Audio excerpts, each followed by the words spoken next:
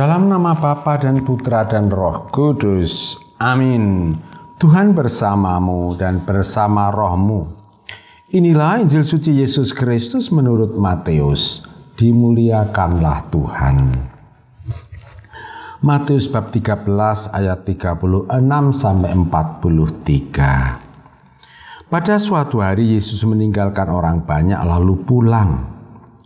Para murid kemudian datang dan berkata kepadanya, "Jelaskanlah kepada kami arti perumpamaan tentang ilalang di ladang itu."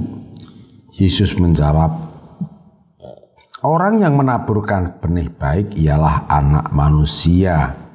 Ladang itu ialah dunia. Benih yang baik adalah anak-anak kerajaan dan ilalang adalah anak-anak si jahat. Musuh yang menaburkan benih ilalang ialah iblis. Waktu menuai ialah akhir zaman, dan para penuai itu malaikat. Maka seperti ilalang itu dikumpulkan dan dibakar dalam api, demikian juga pada akhir zaman. Anak Manusia akan mengutus malaikat-malaikatnya, dan mereka akan mengumpulkan segala sesuatu yang menyesatkan dan semua orang yang melakukan kejahatan dari dalam kerajaannya. Semua akan dicampakkan ke dalam dapur api. Di sanalah akan terdapat ratapan dan kertak gigi.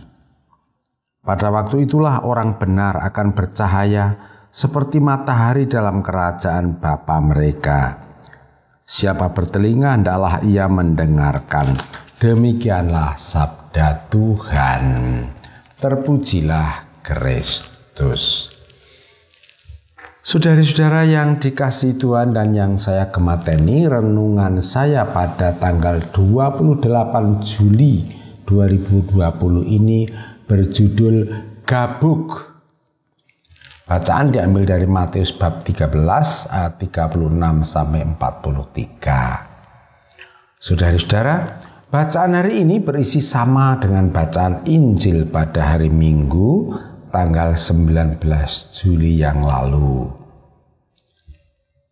Tentang ilalang di antara gandum.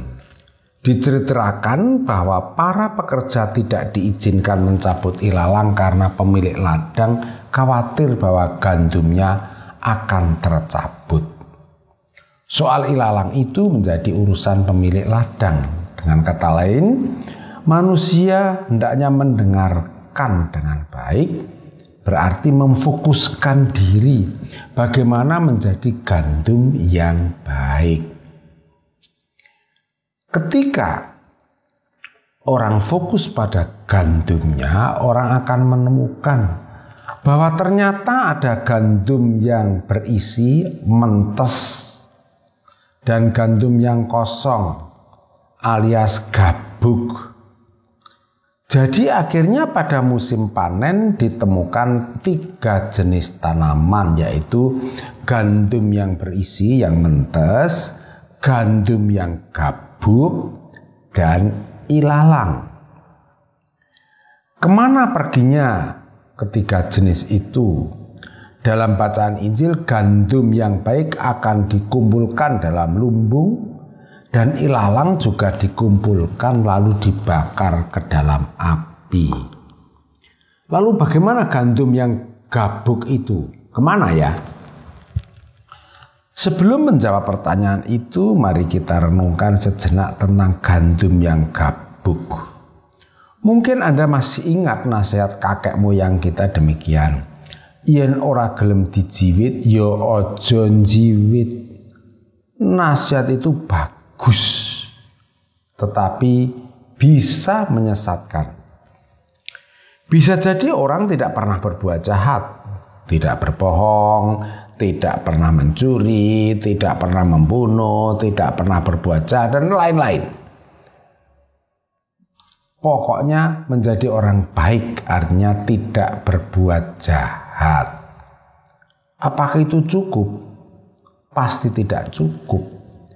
Dipikirkan secara ringan saja sudah bisa dimengerti bahwa manusia adalah makhluk sosial yang hidup bersama dengan orang lain, maka dibutuhkan kerjasama, saling membantu, saling menyejahterakan. Rumusan abstraknya saling berbuat baik. Sedangkan dalam hukum kasih, orang perlu berbuat kasih, melakukan yang baik untuk orang lain sebagai bukti kasih. Kebaikan itu baru sungguh terbukti baik kalau dapat berguna dan dinikmati oleh orang lain. Memang orang yang tidak pernah berbuat jahat itu tidak punya bukti kejahatannya. Tetapi dia juga tidak punya bukti untuk perbuatan baiknya. Gabuk. Kemana nasib gandum yang gabuk? Dalam dunia pertanian kita, padi yang gabuk itu dibuang, mungkin juga dibakar, jelas untuk pupuk, tidak dibawa ke lumbung. Lalu gandum yang gabuk, wah, itu akan diurus pada saat pengadilan terakhir. Sekali lagi, soal pengadilan terakhir itu menjadi urusan Tuhan. Murid-murid Yesus adalah anak-anak kerajaan yang diumpamakan gandum. Barang siapa mendengar, hendaklah ia mendengarkan. Fokuskan pada diri menjadi gandum. Menjadi pilihan kita mau menjadi gandum yang mentes berisi atau yang gabuk. Silakan putuskan sendiri.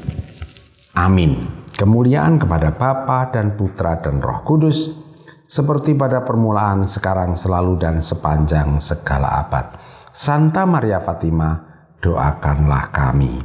Dan semoga kita selalu mengalami berkat Allah yang Maha Kuasa, Bapa, Putra, dan Roh Kudus. Amin.